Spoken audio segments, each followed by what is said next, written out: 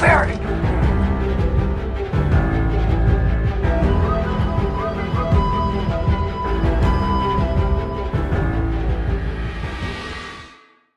Welcome to Dank Farrik, a Star Wars podcast. I'm Tyler Mendelson, along with my co-host, Carlos Gomez.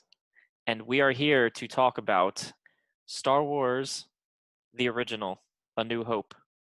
The Star Wars? The Star Wars. Oh my god. Yeah, so the original, 1977, dude. Yeah. So we're assuming, of course, that if you're listening to this, you hopefully have seen the original. If you haven't, you should check it out. It's a really cool movie. If you haven't seen the original Star Wars, there's a problem if you're listening to this podcast. That's great. Let's just say that. But Exactly. no, so we're going to basically, the next, 9 episodes of our podcast, we are going to go through and basically do like little tidbits from each film that you might not know of, little insider knowledge about the production or the movies, and just like go through our thoughts on them and really like dive deep into it. Yes, exactly. And also, this is a perfect opportunity because I'm sure many of you have seen Star Wars, maybe not as repeatedly as we do, but it's a good opportunity to refresh back on the galaxy far, far away. And where better to start than the beginning? Exactly. Star Wars, as it was called, alone. It's only Star Wars. Yeah, for Later those who on, don't know, yeah. it was just originally called Star Wars back when it was released in 77, but was later added to include the Episode 4 tagline, A New Hope. Yeah, but we'll get why that's that later on.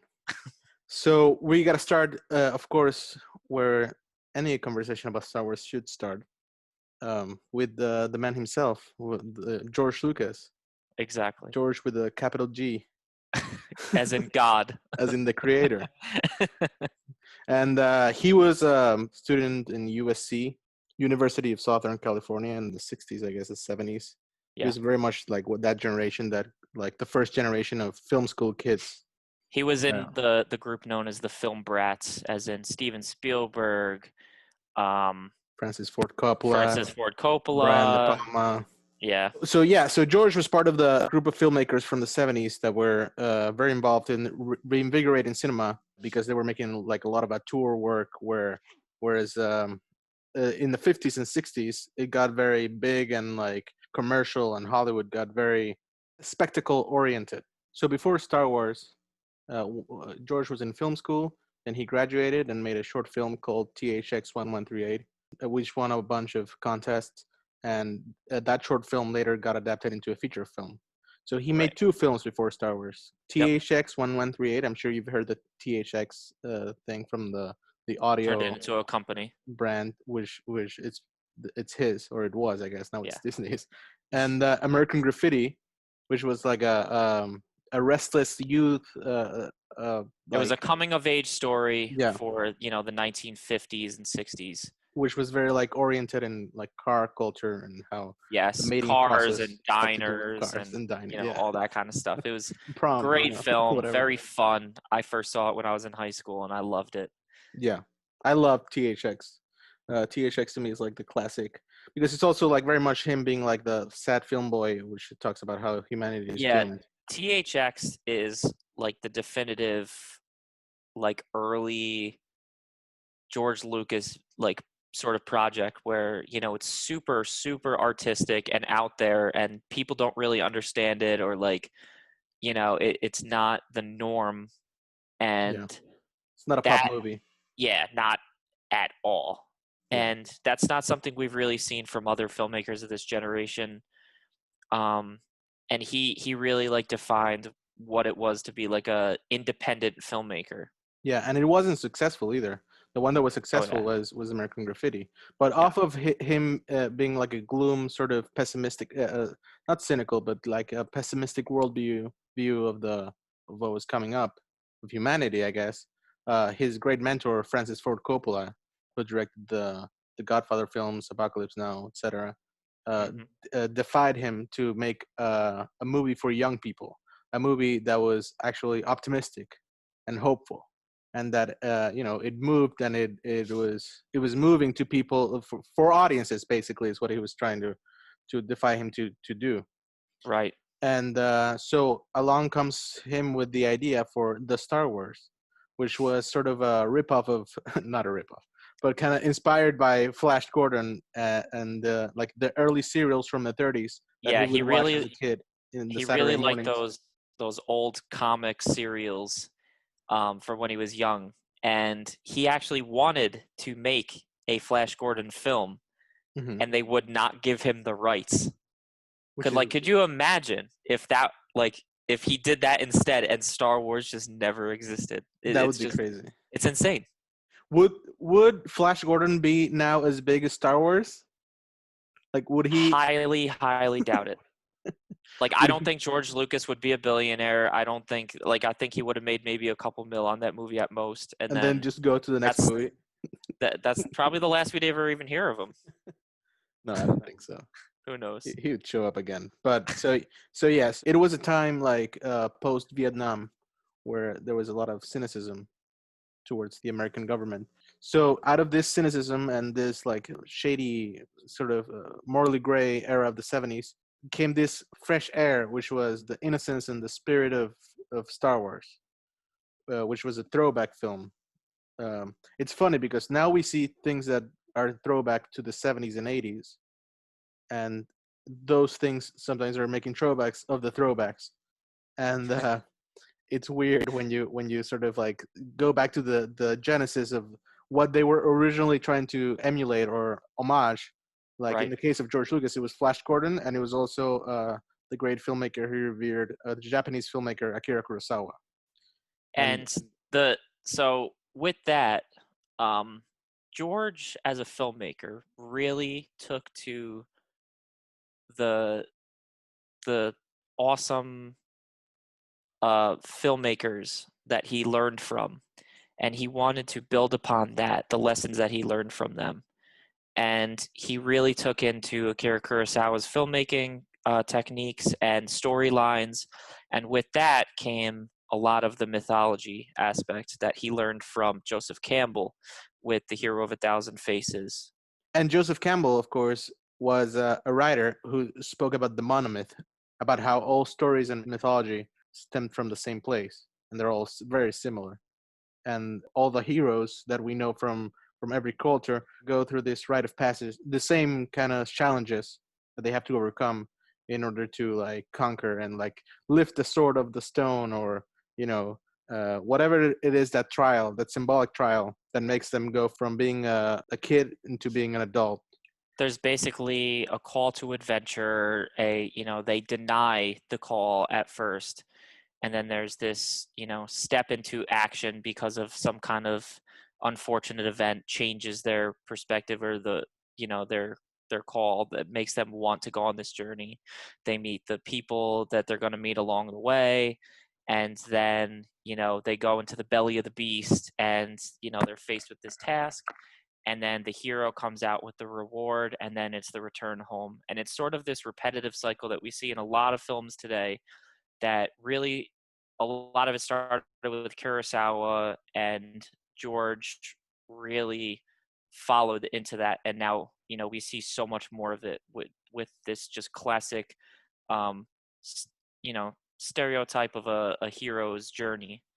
And we see it with The Hobbit, Harry Potter, Lord of the Rings, like all these different um That's series like that we it's like the love. main book, because I remember when we were in film school, they would tell us like this is the book that all Hollywood is run through, and even Yes, if they don't read it, they know like they know the Clip Notes version, exactly.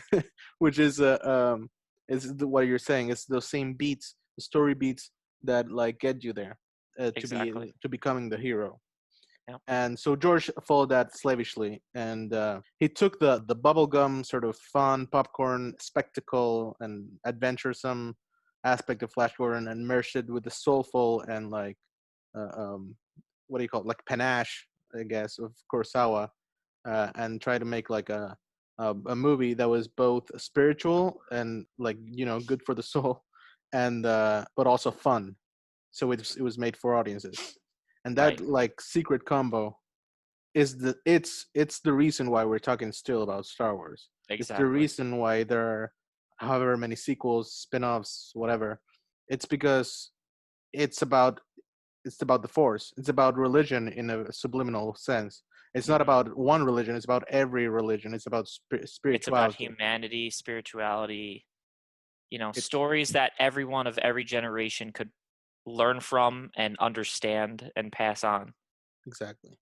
So a lot of the story beats were directly translated from Hidden Fortress, which is a Akira Kurosawa movie, in which princess has to like cross from one side of the kingdom to the other, protected Hmm. by a samurai. And there are like the two goofy sidekicks, which is basically R2 and 3PO. Right. So he has this script. He brings it to all over the place. Every studio gets shut down because it doesn't make sense and it's so weird. And You it's have to think at the time, sci-fi was already just like a sort of super low budget B movie type of thing where it was just like these crappy, depressing, like horror type films were coming out. And no studio really wanted to take a chance on anything like that. They didn't understand, no one understood his vision. yeah, And he ended up going to 20th Century Fox and Alan Ladd Jr. And Ladd was someone who really respected Lucas as a filmmaker, and he saw the talent that he had. He didn't really understand Star Wars, the concept, and like he didn't believe in the film at all. But he's like, you know what? I've looked at this guy's work, and I can see that he's talented, and I'm willing to give him a shot. And it was which is because of that crazy. he was able to get this whole thing going.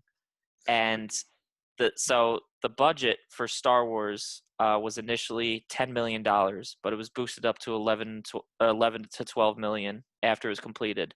But the crazy thing is the deal that George Lucas had to get the film made. So he took a massive pay cut as a director Because to everything started going wrong. Everything started costing more money. They were behind schedule. So there's a lot of things that happened. You're talking about the merchandising, right?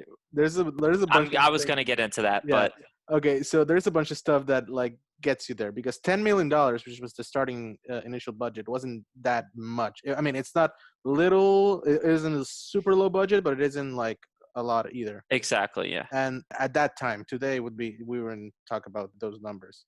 Yeah. So the movie starts. There are no movie stars in the movie at all. It's all like unknowns. The only person he cast that became later movie star.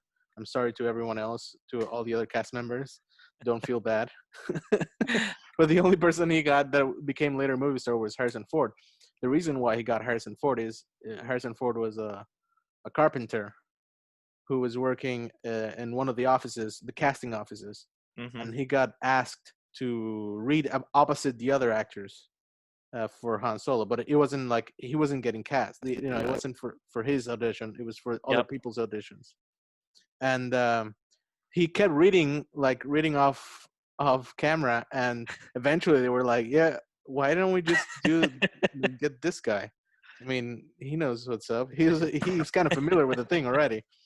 The reason Lucas was hesitant about it was because Harrison Ford had a small role in American Graffiti, and he didn't want to reuse actors. He wanted fresh faces. Yeah, he always wanted to use new faces in his projects, and he wanted to use completely unknown Yeah, people, essentially.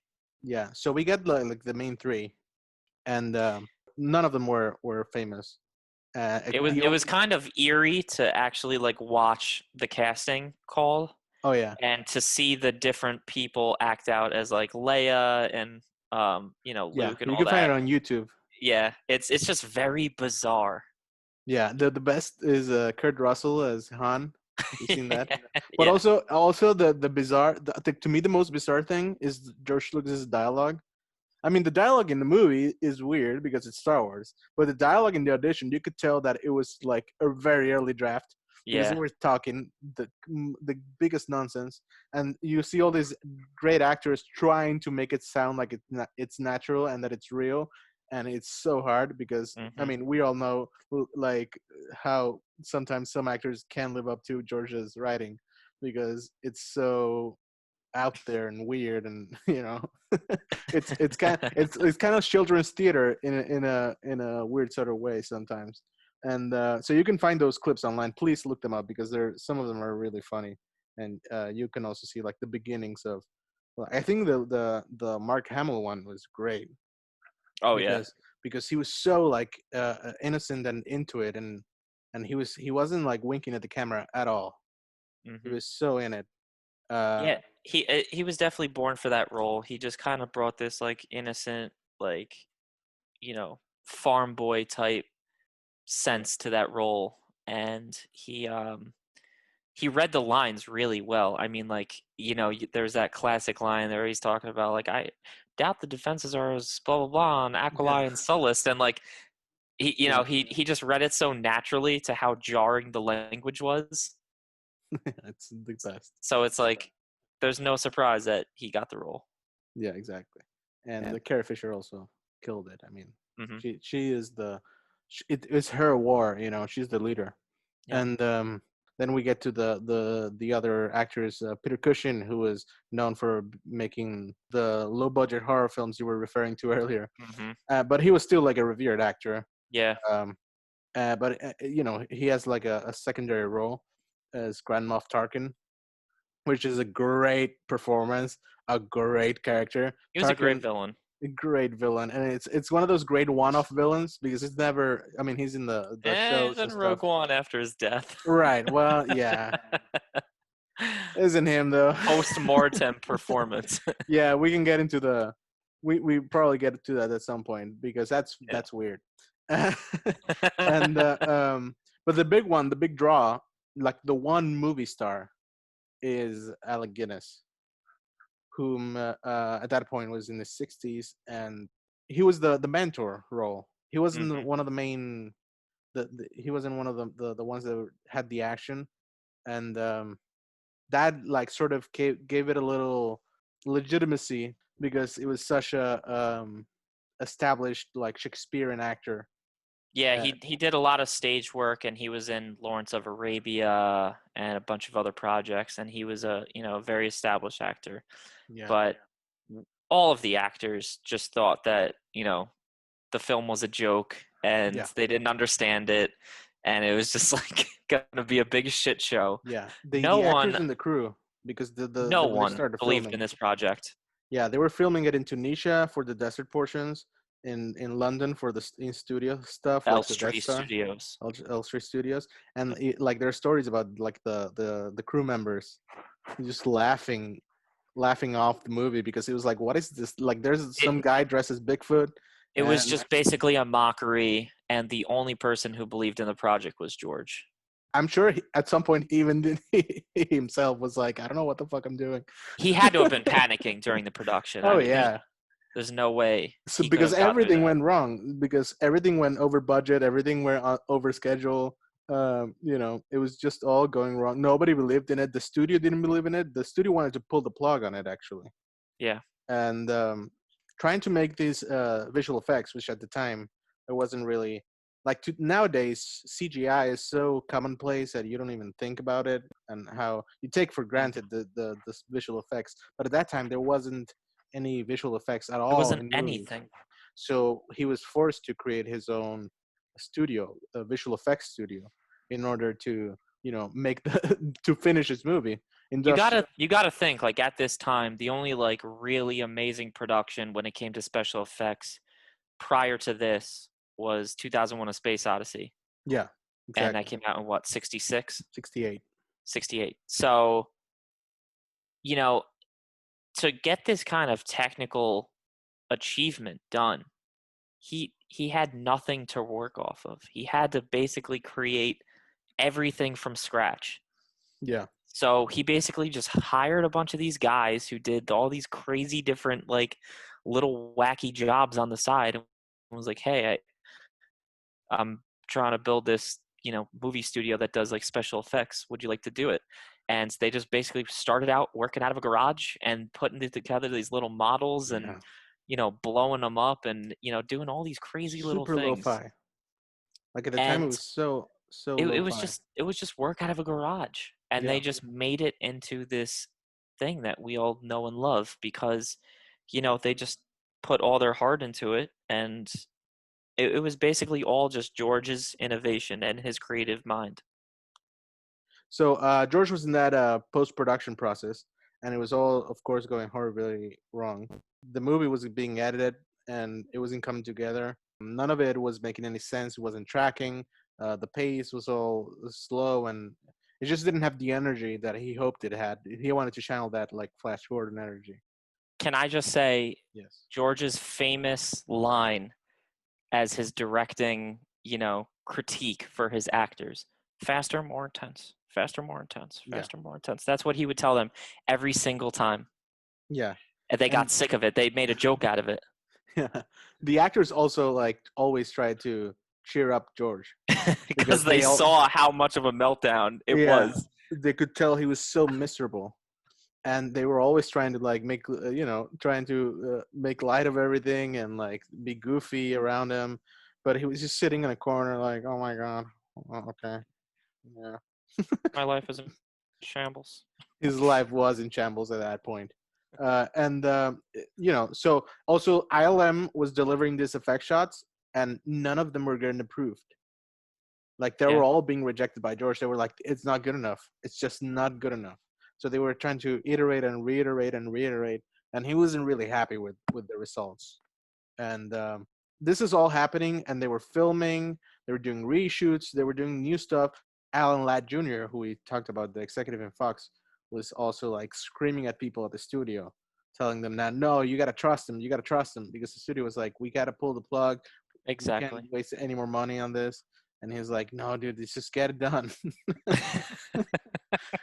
We're so close. We flew too close to the sun. They all thought it was just going to be a disaster and they weren't going to make their money back. Yeah. And George was just like, you know what? If I'm going to do this, I'm going all in. Oh, And he basically took a massive pay cut for his directing and writing.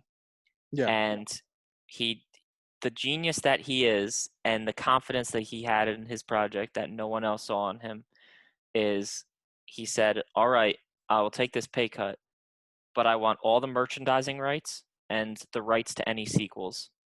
And Yeah. of course the studio was like, this is great. Like, we're saving money by having this hack director take a massive pay cut for this loser project that's not going to go anywhere.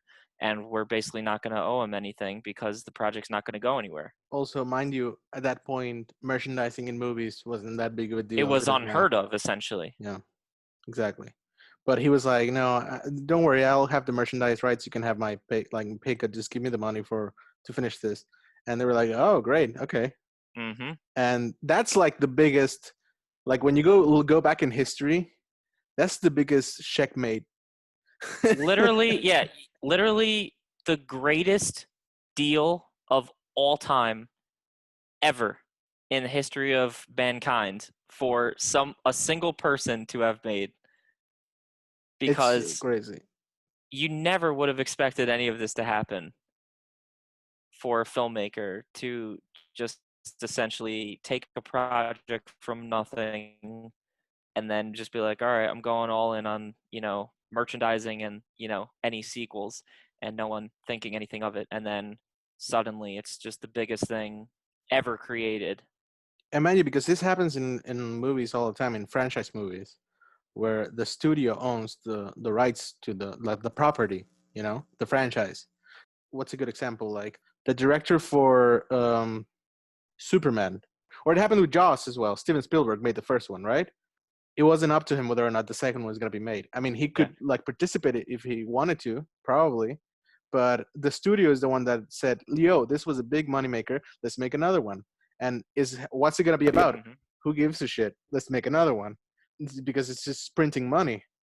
And Studios are only about money, and they saw it as this perfect way to cut some of their losses. But George just took a giant leap of faith, and it exactly. just paid off bigger than anything anyone could have imagined. And obviously, that's why he's a billionaire. And so when Star Wars became a huge success, whether or not there was going to be another one, it was entirely up to him, and he had complete creative control. the studio, if the studio hadn't done that deal, the studio would have been the ones that were saying like, let's make another one. They wouldn't have used George, and it They probably probably would have would have. turned out entirely different, and we probably wouldn't even care about it, and it wouldn't be anything. So the whole thing is happening. The editing is happening. It isn't coming together. George calls on his wife, his wife at the time, Marsha Lucas, and Paul Hirsch, who are editors, for them to recut the movie in whatever way he saw fit and whatever way they saw fit. And they were recutting the movie like off hours, and the movie was like unwatchable before that. After they cut out all the like the crazy George Lucas dialogue and a lot of a lot of the things that bogged down the movie, which I mean, the man is not infallible. He's not the greatest dialogue writer. He's one of the worst dialogue writers, but Yeah. Did you see that's an a whole article nother. the other day when he was talking about how people didn't get it in the No, prequels? no. He was talking about how people didn't get his dialogue in the prequels. And I was like, okay, I guess. I I mean, it's all love him. good. It's all good. But yeah, it's also the great thing about it is that he doesn't give a shit if you liked it or not. Yeah, He's like, I mean, he probably like actually cares because he's a human with feelings. But but he's he's like, true to I'm gonna his make my vision no movies. matter what. Exactly. He's just gonna make his movies. Hmm. So he was doing his thing, and they were recutting it. It was working out better. Ben Bird got involved. Ben Bird was the sound designer. He invented everything. That's the crazy thing about, like, people say whether or not Empire and A New Hope is best. That's like a usual conversation.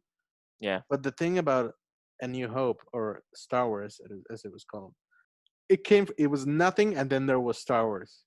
And you Empire was have to standing think. on the shoulders of the first one. Yeah, There and was no lightsaber none of sounds. these sounds had existed. No, exactly. He had to create all of these things from his mind From and scratch. from scratch into actual things to make us see what this world is and hear the sounds that we hear that are so iconic, like the And TIE fighter, the yeah, lightsaber, like. even if you have never seen Star Wars or don't know anything about Star Wars, only caught some of it on TV or whatever, you know what a lightsaber sounds like. Yep, You know what his Darth breathing Vader's sounds like. breathing sounds like. Yeah. You know what a blaster probably sounds like. Uh, so many like things. R2D2. I mean Chewbacca. So many like. There you go. Tyler's rendition. Uh, you should have been there. So many like crazy like inventions that we take so much for granted now. Started with Ben Bird, the sound designer. So speaking of sound, we have to go to the big one, which to me is the thing that, I mean, there's so many things that make Star Wars iconic, but the music, the music.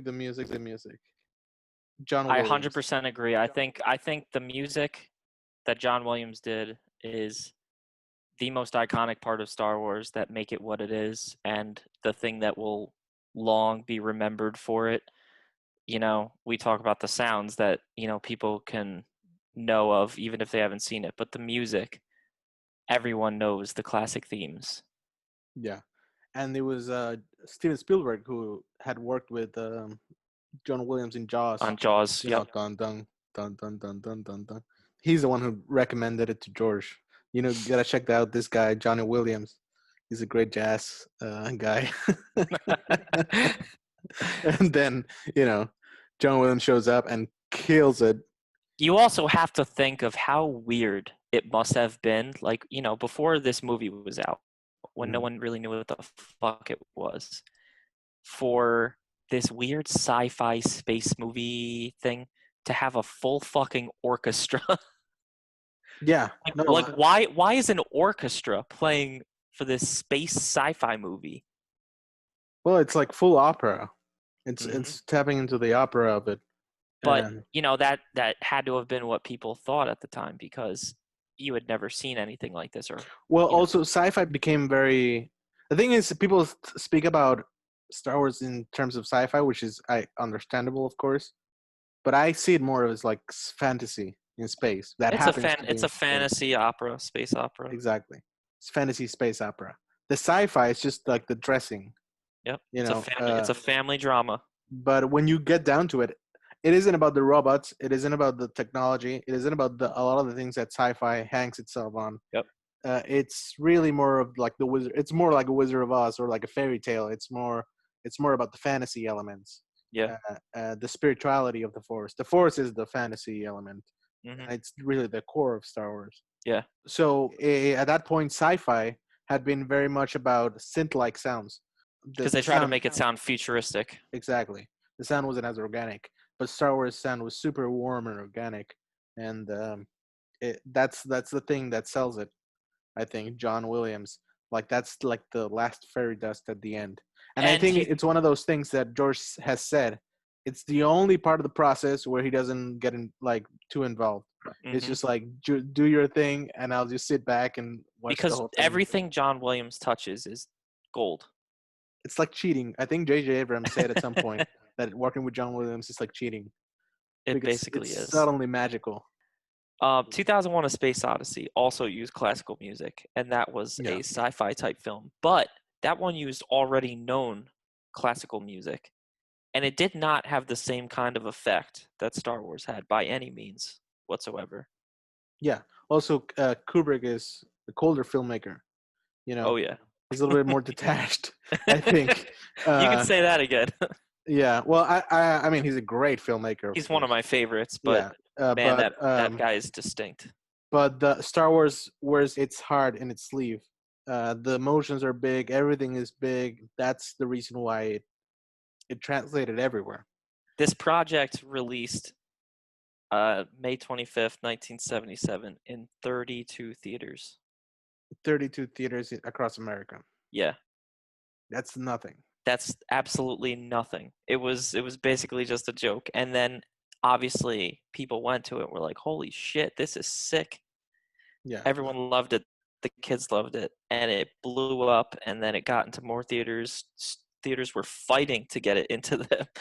And it just, it blew up worldwide. And the aftermath of that is that suddenly George, this guy who's known for making like super artistic movies, had a franchise on his hands. He had something that he had to keep feeding in order for it to keep making what it did. Hmm. And Star Wars became a big deal, and ILM became bigger. And now he had the merchandising rights and the sequel rights. So he was like, ka-ching. All those Kenner toys, those Yeah. people were so unprepared for what Oh, was in so store. unprepared. There are stories of like, so the thing was, they sold you. I mean, we were in there, we were in around the 70s, but they sold you like a cardboard. It was literally a cardboard stamp that said, "We're Yeah, promising you that we're going to send you these toys," because they weren't even ready to be made. Like, they had such a limited stock because it was yeah, so unexpected to be a hit that they literally had to sell these little like cardboard coupons saying that, like, "Oh, this is your voucher for, a Star Wars toy when it comes out." in a couple months. Like, Yeah. they send it through the mail, Hmm. and it's so funny when you think about how unprepared they were. And it was just like some low end toy company. Like, they weren't, that big. No, not at all. They were I mean, and also, um, you got to think about it. That's where George made the money. Yep, all of Like it. the movie, whatever the movie made, it wasn't there. It was He the made 1,000 fold on the merchandise. and Star Wars became the highest grossing film of all time. It also had like big effects moving forward in Hollywood because everything became spectacle. And I think it's one of the things that people sometimes talk negatively about Star Wars is about how it has quote unquote dumbed down movies, made everything lowbrow, and like it had to be like super popular and like packaged in a certain way in order for mass audiences to consume it. I think that's like what you see nowadays with like the Marvel movies and Yep, agreed. whatever movies about like big spectacle and hero's journey These and big tentpole movies. big tentpole movies in general. They all Yeah. became kind of like modeled after Star Wars because it was one of the first blockbusters. But yeah, so the movie is out. It's great, but Tyler, let's talk about the movie Yes. itself. This is where the fun This begins. is where the fun begins. 45 minutes in. Uh, what what do you love? Like, give me like a rundown in the content of the movie itself. What are some of your great like highlights? So for me, I would say, at least compared to the other Star Wars films, Mhm. it is definitely the highlight for George Lucas's dialogue. And even with the other writers of Star Wars, like, Lawrence Kasdan and everything, I think this one was written the best with the characters in mind. Mhm. And I mean, you could say that too about Empire, but I would say just the way he wrote these characters was pitch perfect. And, we don't see that obviously again with the sequels or the prequel trilogy, where, it was so sharp and witty and quick and just, pitch perfect. Yeah, I attribute some of that to the editing that we talked about how a lot of it was like saved in editing, and Yeah. I feel like I have a feeling that like his wife probably was like, this is too convoluted, and Hmm. just probably cut out a bunch of edges. And You know? whatever she did worked Yeah, exactly. magically. But yeah, other than that, I think just how simple of a story it is, Hmm. compared to the larger scale ones that came after it, was something to be respected. And it's just the perfect like fairy tale kind of movie that doesn't need this kind of massive explanation of what's going on, or be watching a fucking giant walking hairy guy in a fucking space station, or you know it's just the way it was explained in the story was just so simple, but it just worked. Yeah, the simplicity of it is what really worked, Yeah. and you don't need to watch the other ones, to be honest. Like, I think you, you can you get really don't. Yeah. everything.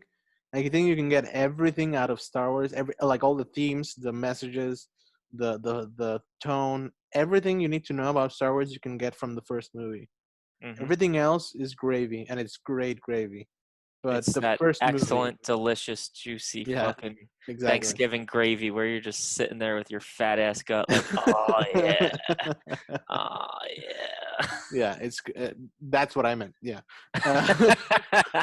but the first one, like the first one is the base, and it has everything. And like there isn't like a thing where like to be continued too much in the first one. I mean, there are sort of options available for future It could have stories at the ended end. there and you would have been fine. That, Yeah, the Empire was defeated, the heroes won, and that's exactly. it. And that's like speaks to the simplicity of it. Yeah. Um, and also the movie kind of changes a little bit when you've seen the prequel stuff and Rogue One and everything. I feel like every subsequent movie, recontextualizes the previous movies, Yeah. um, and I think that happened to this movie.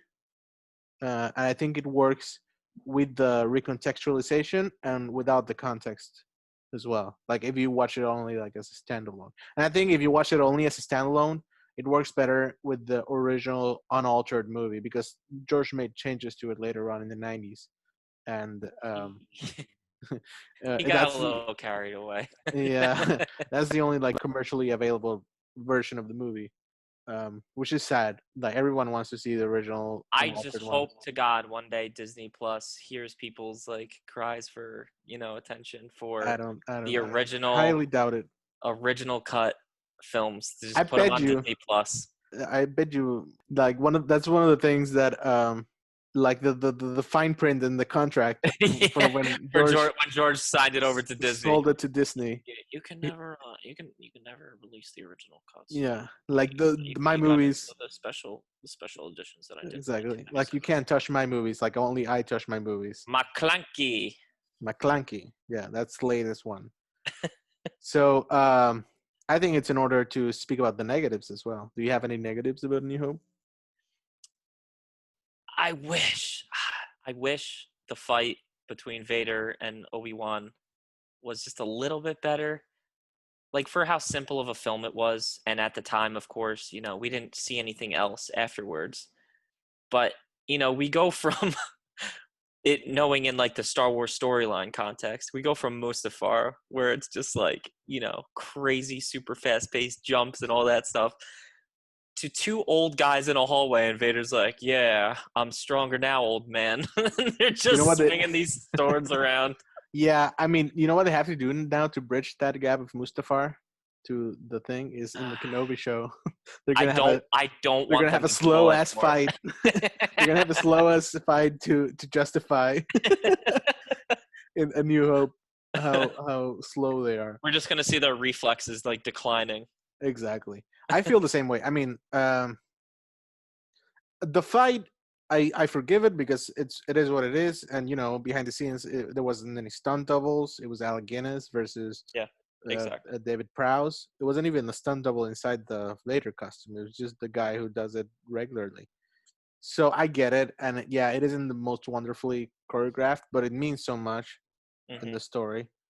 But also, I think it works better, as I was saying, in the original unaltered version Right. because the whole thing is super lo-fi, so Yep. it makes sense. But in the special edition, when you see the CGI editions, and you know how to what lengths he went to like make it feel bigger and more, you know, uh, grand. It does stick out like a sore thumb when they're fighting, and it doesn't hold up as well as the other stuff. Um, Yeah.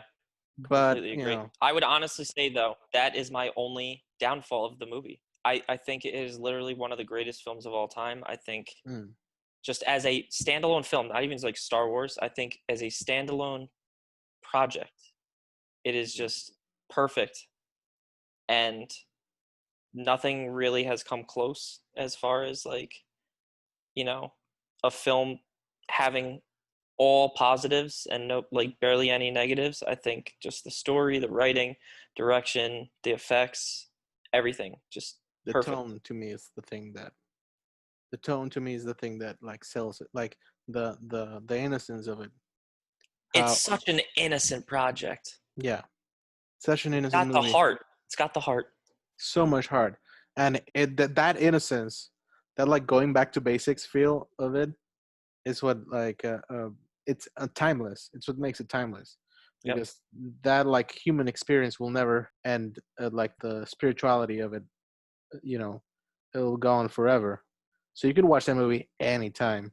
As a kid, I watched the prequels first, right? Yeah. And I was like, oh my god, this is awesome! Like samurais in space, weird shit happening, goofy characters, nice. Like special effects that are amazing for their time. And then I watched A New Hope, and I was like, oh, this is like the thing I watched, but less. Not to say lesser, but when I was a kid, I was like, I don't like. It wasn't my favorite one because of that, because I was just into the flashy shit. Yeah. And but watching it now, it's definitely like inverted itself in in my Because ranking. as you got older, you understood more. But like for me, I'm grateful that I was able to watch the the original trilogy when I was youngest, and Hmm. watch the prequels afterward. Hmm. Um, it just has so much heart, and when Luke is staring out at those twin suns, that's all of us. That's all And of us. the music there, God, it's just so iconic. It's so. I want to watch it right now. So I what? wait, hold on. Yeah. You know what my favorite thing is? What? So I'll literally be driving on the parkway, going 65 miles an hour, and I have my iPhone playing music off of my phone, and Star Wars soundtrack will come on, and it'll be like the TIE Fighter assault, Yeah. and the music just goes dun, dun, dun, dun, dun, dun, dun, dun, Yeah. dun, dun, dun, and I immediately just start speeding up, and I'm like, oh yeah, I'm in it. Yeah. Yeah. I also listen to it all the time. If you ever get the chance to listen to Duel of Fates when you're driving, Hmm. you're I in for a have. wild ride. Yeah, I have. And between Empire and Star Wars the original, I would say easily the two most quotable movies for me ever. Like, Yeah. I can literally recite the movies verbatim. Me too. Probably. Probably, Actually, I would say at least 95 to 97% so I of have the two movie. favorite. I think I have like two. Like one of my favorite lines of all of Star Wars is Mos Eisley's spaceport. You will never find a more wretched hive of scum and villainy. You must be cautious. Because who speaks like that? No, this one time I was riding around, just rolling around in the fucking ghetto, and I was Yeah. like, just driving by myself, just looking at these fucking crusty old buildings and sketchy people outside, and I just randomly go, "The Judland waste are not to be traveled lightly." Oh, God. And I'm Yeah. like, God, I'm such a fucking loser. And it comes up to when we lived together, we talked in Star Wars codes Constantly, constantly. and our Like there was roommates would nothing be else. driven insane. Yeah. That I love that line, and one of the great lines that I love in the movie because it just makes me laugh so much, even though it isn't one of the funniest lines, and it's kind of random. But when they rescue Leia, and Leia says, "You broke in. You didn't have a plan to get out," and Han just looks at her like, "Maybe you prefer back in your cell, Your Yeah. Highness." For some reason, I get such a kick out of that line. Like him just looking at her like, really? But see, they had such a connection. I mean, obviously now we know that they were having an affair.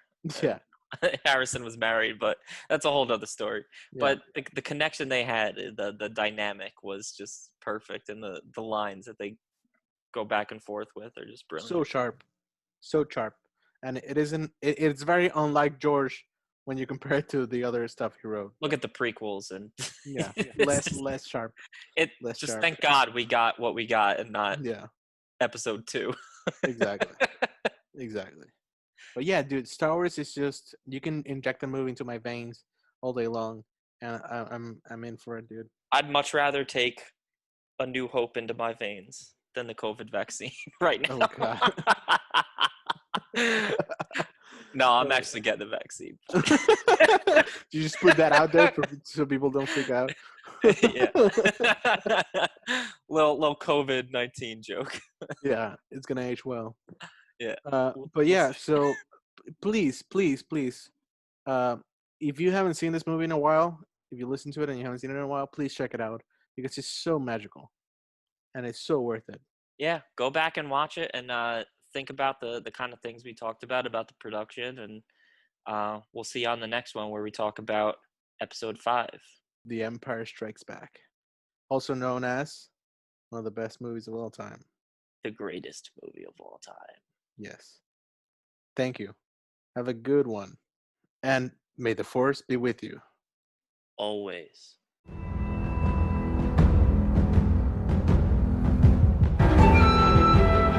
Dank Farrik.